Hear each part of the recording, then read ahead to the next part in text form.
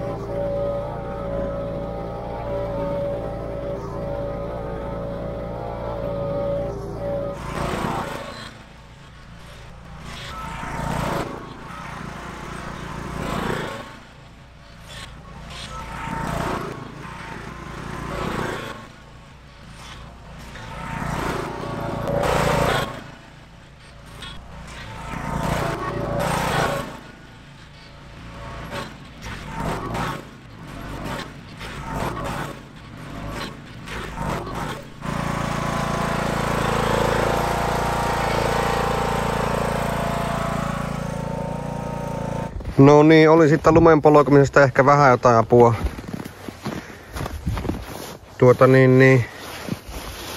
Ei oo sora lähtenyt aivan kauheasti liikkeelle.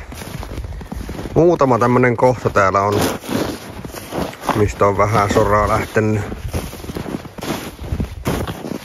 Mutta muutama kohta, mutta muuten näyttää kyllä ihan hyvältä. Oli sitten vähän jyräämästä vissiin sitten hyötyä. Täällä reunalla näyttäisi olevan vähän enemmän tätä irtosoraa. Jonkun verran tässä, mistä pitää lykätä tuohon. Jonkun verran tässä penkan lähellä, missä varmaan renkaat pikkusen aina sutaa tässä, kun lykää tonne penkkaan.